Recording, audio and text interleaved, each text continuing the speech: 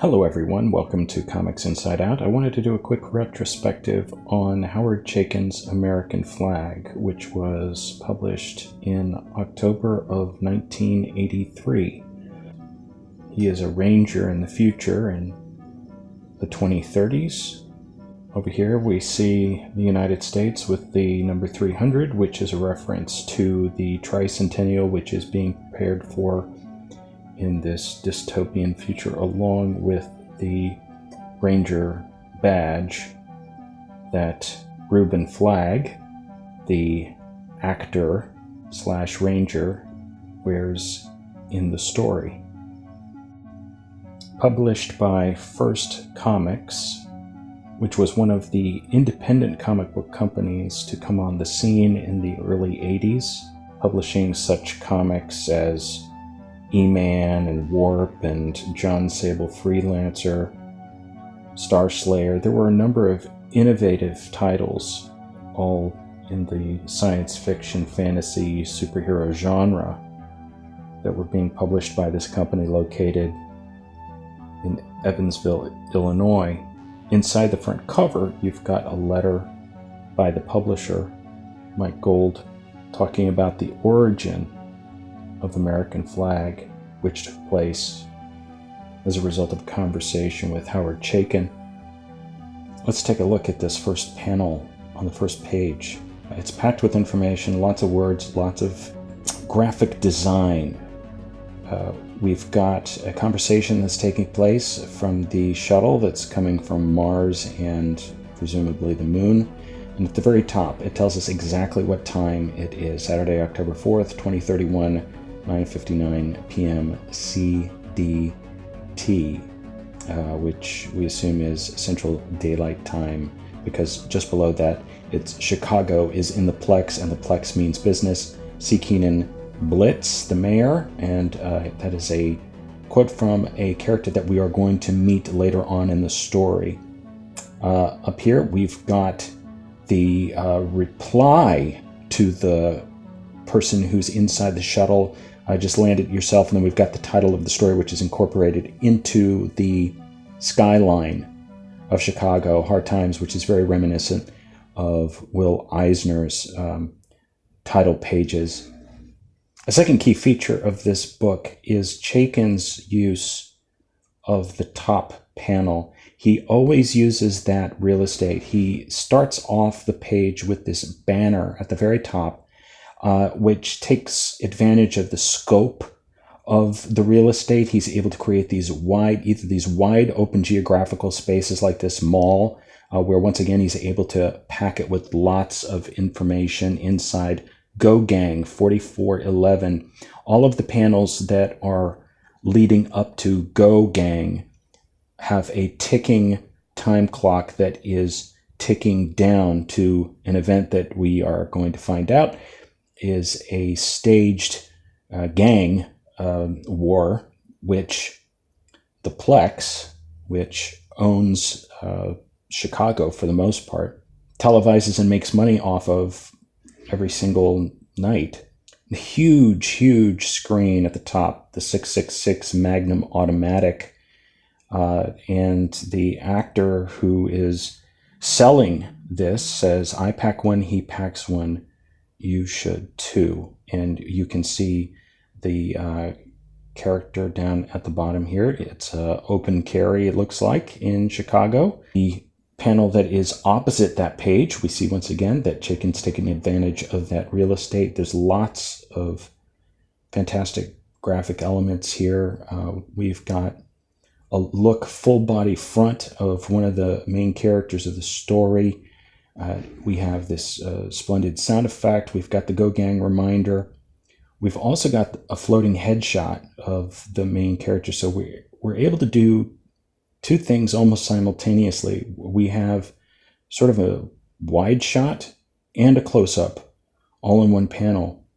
And then we've got a close-up resolving into an establishment shot. If you read the bottom panels going from left to right, we're not really certain what that perspective is. It could be a security camera, or it could simply be her father, who is the balding gentleman who is across the desk, it could be his perspective of her. So you've got so many perspectives of this woman.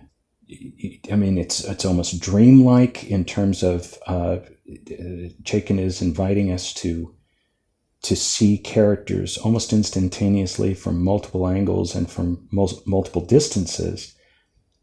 But we're also not exactly sure who we're supposed to identify with yet, because we see things and hear things from her perspective, but we also see things from the man's perspective, if that is indeed his perspective, down at the bottom.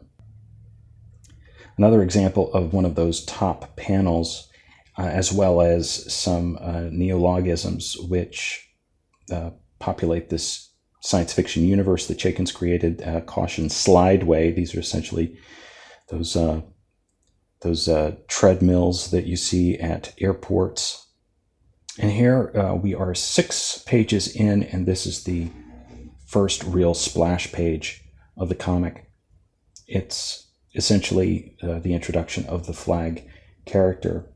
And we find out that Reuben Flagg used to be an actor, and he was in a TV show called Mark Thrust, Sexist Ranger. And he was fired because the technology, Tromplography, made his job essentially obsolete. So now a 3D rendering of him is going to be representative of him inside that TV show. This is Chaikin foretelling CGI before there was CGI. The iconography up at the top and at the bottom of the panel is fascinating to me, because at this time in history, 1983, you didn't really have iconography being used in computers so much, because there wasn't really a graphical, not a GUI yet, although it was emergent. It was going to be coming along very quickly with Apple operating system, and then Windows would steal that for its own operating system. So the icons here serve predominantly as simply as signage, right?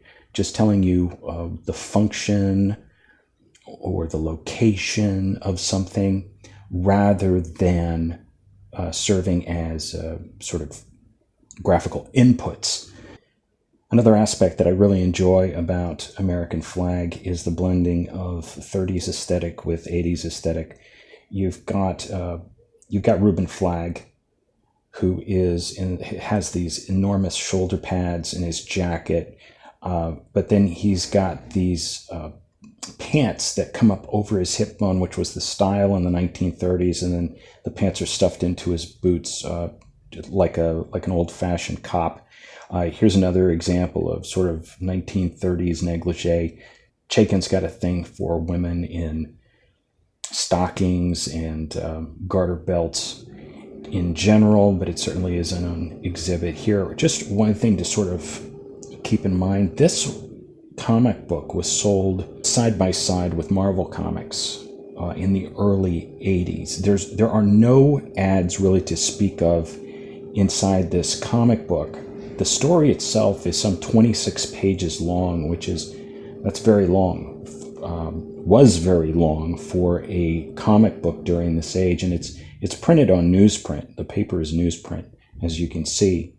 So there was something exciting about this when this came out. I was a teenager when this came out for a couple of reasons. One was because it was a little bit more expensive than ordinary comic books. The subject matter was obviously very adult, but the stories were very exciting, and they were characters that were not superheroes per se. They were just heroic characters, and it was a new universe. So for me, it was an introduction to sort of science fiction proper. And one thing to keep in mind, of course, is that comic books wouldn't exist without science fiction. Superman, although we think of him as a superhero, that was actually a science fiction story. And without science fiction, we wouldn't have comic books at all. Here's another example of that 1930s aesthetic smashed with 1980s. You've got the high heel boots with the leg warmers, but then you've also got this beret with a feather coming out of it, which is very 30s. Here's that 1930s, 1980s mashup outfit from another section in the book. And here's that same character, once again, showing off a very 1930s-esque, sort of Art Deco style. Very sexy, very attractive. And you can see the men, they're wearing their suspenders on their pants, which is also 30-esque.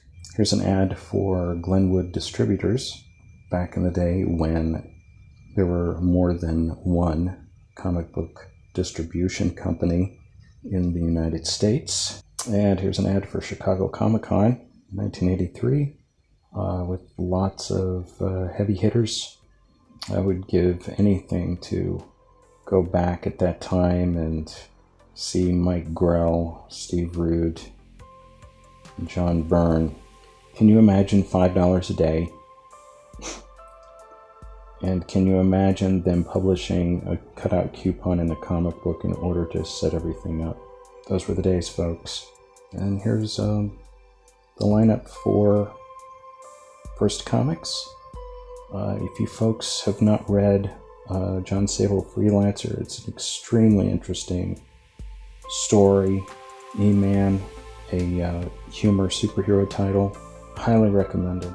So there it is, American Flagg, issue number 1, published October 1983, celebrating its 35th anniversary in 2018, and this particular copy was signed by Howard Chaykin himself. Thank you so much for watching this episode of Comics Inside Out. If you learned or enjoyed anything in this episode, I hope you'll give it a thumbs up, and I hope you'll subscribe. Thank you so much again for watching, and take care of yourself.